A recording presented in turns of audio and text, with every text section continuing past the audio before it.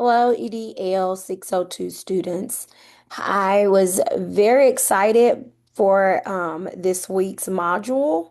It is not a lot. You guys can handle it. It is one activity that you have to get done and uploaded.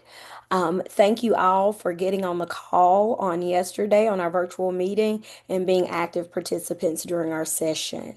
So, as we go into week two, August 24th through the 30th, we are getting into our chapters. We're looking at our different domains directly. So this week you are having to read chapter 1, which deals with domain 1, a data-driven focus on school improvement, and chapter 2, instruction of a viable and guaranteed curriculum.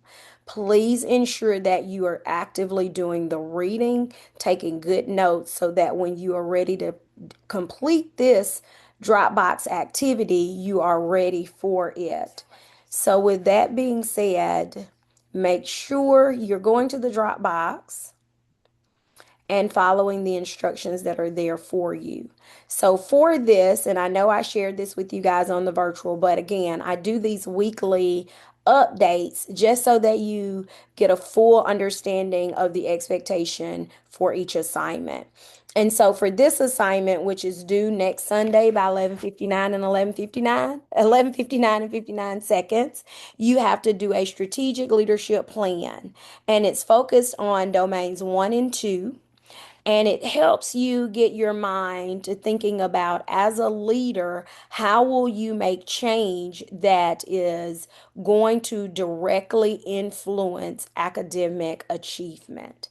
And so as we look at this assignment, you have it's two folds in the essence of completing it. So rather than simply answering a direct question, you have to analyze a hypothetical school scenario and craft a leadership action plan that addresses the core challenges while drawing on concepts from the domains. So let's think about the first part of this. The first part, you're deciding which scenario you would like to select. And as I stated before, where do you feel most comfortable making academic decisions as a leader? Which of these scenarios are you more comfortable around? So, would it be a high poverty urban rural elementary school with declining math and literacy scores, or a suburban middle school who's experiencing wide achievement gaps between student subgroups, or an urban rural high school that's struggling with curriculum alignment and inconsistent instruction?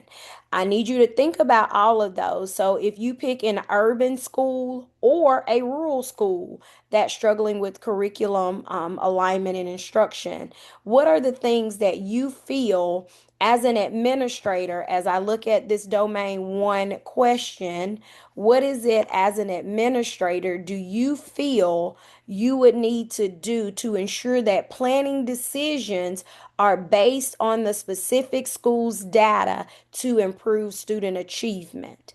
So, in that urban or rural school struggling with curriculum alignment and inconsistent instruction, what are the things as that administrator would you do to make sure this is actually being done? And the same would be the question for domain 2. As that school leader, how would you ensure that each student is receiving a viable and guaranteed curriculum?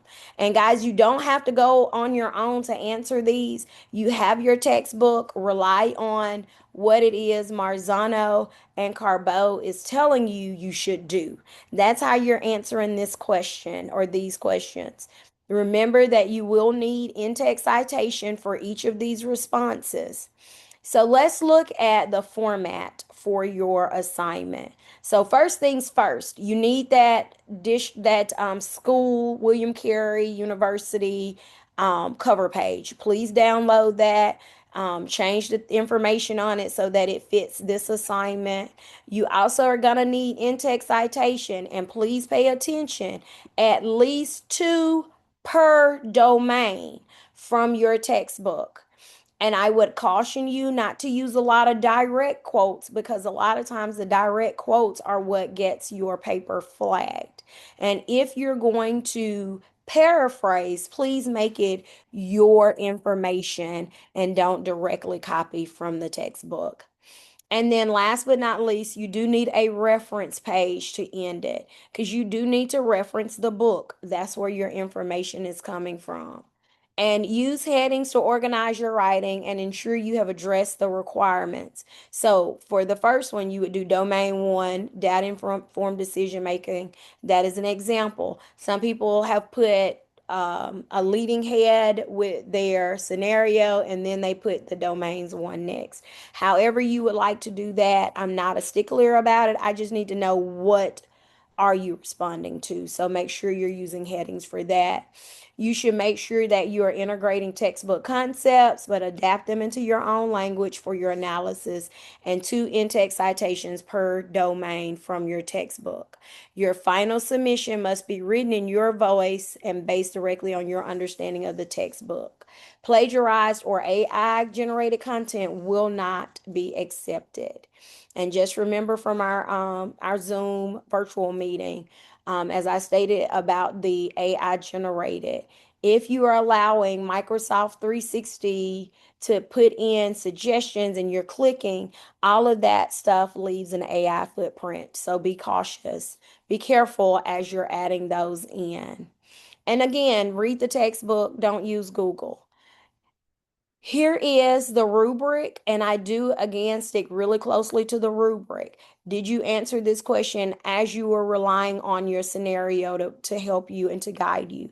Did you do that effectively? Same thing for domain two, and then is the content formatted grammatically correct and it has the appropriate information?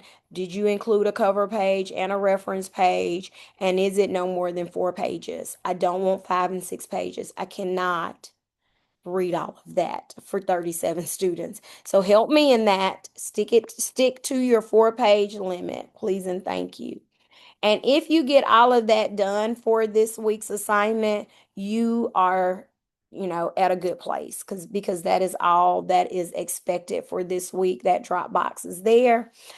Please be working to gather your data because that first part, the data analysis project, is due on September 20th, and you don't want to get to that place and start looking for data. You want to go ahead and already have that data located and be looking forward to using it. So just keeping that in mind as you go through this week in getting things done. Right here in this right side, you have all your to-do items, all the things that are coming up due with the dates that they're due, as well as the number of points that each is worth. So with all of that being said, guys, keep pushing forward. Try really, really hard not to get behind, and you will be successful. Thank you for listening to this week's instructor's video. I'm wishing all of you a great teaching week, coaching week, whatever your life entails outside of this. I'm wishing you well. And I will be on week two's video next week. See you all then. Bye bye.